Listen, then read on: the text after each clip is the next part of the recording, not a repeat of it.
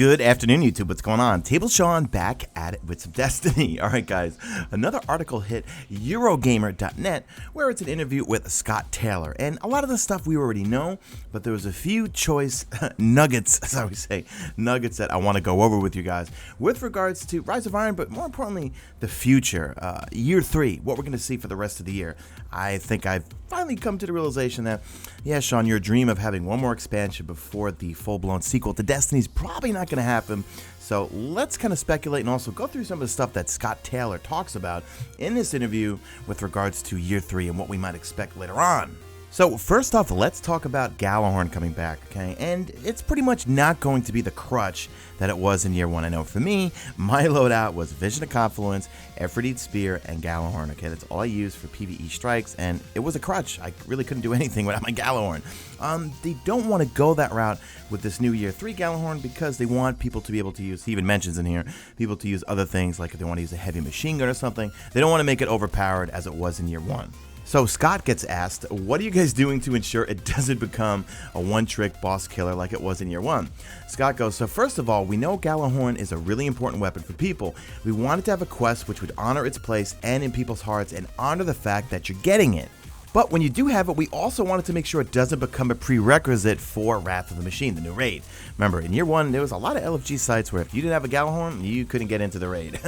That's not what the Sandbox team wants. They want people who may prefer a heavy machine gun to also be able to contribute. So then Scott goes on and says, so it's on us to make the Gjallarhorn which is right for Rise of Iron. Part of that is balancing, making it still a fun weapon, you know, but with the Wolfpack rounds, but appreciating it can't be so overpowered to the detriment of everything else. We pitched Gjallarhorn coming back with Saladin as a Golden Age relic, and though we weren't actively looking for an opportunity to bring it back, we found one. So if you recall, they did nerf Gjallarhorn right before the Taken King. I know, it doesn't make sense. And right when Xur finally sold it. Remember, it's the second time in the history of Xur he sold it.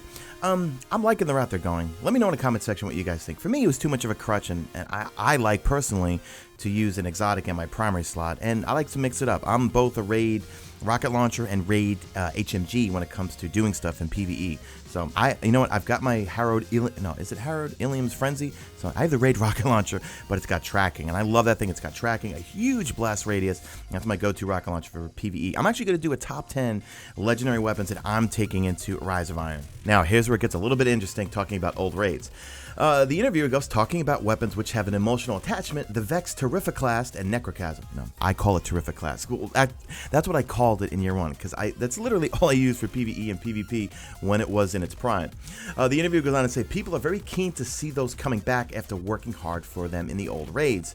Is that something you'd like to do? Now, Taylor goes on to say, we're not bringing them back now, ... Well, actually, they italicized the now, but like private matches, we do talk about it. Now, in my opinion, guys, I think, this is just my personal opinion, let me know what you guys think in the comment section. If we don't get another expansion for the rest of the year, we're gonna have live team updates. I get a feeling prior to the Destiny sequel that we're gonna have one last hoorah, and they're gonna give us back the old raids at higher light levels. That's just my opinion. And reading that answer right there, we're not bringing them back now, but like private matches, we do talk about it. So they talked about private matches, and private matches came back. And me being in sales for so many years, I don't know. Scott's answer, that's kind of like a buy-in signal right there. Well, he's not selling anything, but I don't know. I'm reading into that. If I was a customer or a salesperson or whatever, I would read into that, you know, he would have either just shit-canned that whole idea right there, or he would have said, I can't talk about it. So I don't know. For me, we're not bringing them back now. That kind of leads me to think a little bit more on my theory that by the end of the year, they're going to give us our old raids back at max light level, just to have one less hoorah before the sequel to Destiny. Now, when asked, have you guys said how many new exotics are in Rise of Iron, Taylor goes on to say, we haven't. We have talked about the Kvostov and maybe shown a couple of others. Now, it's pretty obvious in some of the trailers. We've seen that new, is it called Nemesis Star, I believe?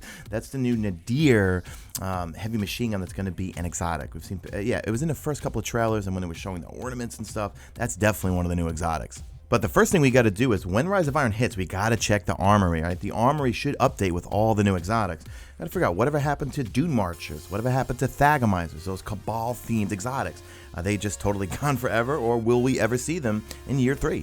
So then the interviewer goes on to mention about Sparrow Racing and Festival of the Lost and is asked, are you planning anything beyond that? Scott goes, we are focused on Festival of the Lost right now. I've seen some things which are really fun. Then for the winter, it's important to note we're not just focusing on sparrow racing. Maybe there will be some events for people who don't want to race their sparrows around. We want to do something which encompasses other activities and is bigger than just sparrow racing. Now, does that mean another live event besides sparrow racing, meaning at another time? Or does it mean sparrow racing is going to be much bigger? I get a feeling sparrow racing is going to be much bigger. I've said this at verbatim, but when I went to the Sparrow Racing Capture event at PSX, Deej told me, so he said, okay, sparrow racing right here, it's just an experiment. We got 2 maps. If people like it, we'll bring it back and we'll make more maps. So I'm hoping we get more maps. I hope we get maybe some more quests through it, more bounties, and maybe some other things to do within sparrow racing than just having 4 maps to race on. I want some more incentive to do it. I love sparrow racing, and I've never played a racing type of game or anything. Not a Mario Kart person or what. That's probably a bad example, right? But you know what I'm saying. I've never played a racing game, but I like to have broke up the monotony of, this game already has too much to do. You could play PvP, you could play PvE, you could do the raid, you could just do strikes by yourself, play with your friends, and I felt like sparrow racing was something every morning I'd log in, play a few races, get the bounties done, and see if I can get a 320 helmet. And then Scott just quickly confirms that there is going to be more masks to collect. Last year with Festival of the Lost, I didn't participate in that enough, I think. Let me know in the comment section. Do you guys really enjoy it? I'm going to make a point this year to definitely take more, do all the quests that are part of it. You know what it was? When all the masks didn't have any type of light level on, I was like, why am I even bother doing this? But I think this time around, I'm going to put a lot more effort and just do all the quests that are involved with it. Now, I covered this already in one of my other news videos, but the interviewer goes, I spotted a new strike playlist called The Taken War. Scott goes on to say, yeah, we're updating those. Yes, same as we did last year. Those will be available to play through still.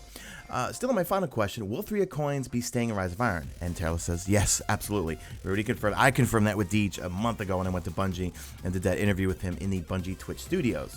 Then lastly, he's asked, what's the best method for using 3 of Coins? Scott goes, I always put one on. Then asked, is there a cooldown timer? Taylor says, there is not. Now, it is really weird, guys. People ask me, because I have like 60 exotic engrams sitting in my vault that I'm saving for Rise of Iron. No, I don't think I'm getting new gear, but there is a chance it could give me old gear, but at the higher light level. I don't know. We'll find out on September 20th. I'll be live streaming it right here on YouTube. And people ask me all the time, how do you have so many exotic engrams? It's because, just like Scott, I have one popped at all times. You never know who's going to drop one. And as for the cooldown, there was a time where I went to the Ever Caves, killed the Taken Zealot, had a 3 of Coins popped, then I popped another one again, because remember, I always keep one popped at all times, and then I went right over to the Citadel, and another one spawned there, not even like 5 seconds later. Killed him, he drops an exotic engram on. So there really is no cooldown. I think it's just completely random whether it's going to drop one for you or not, and you never know who's going to drop it.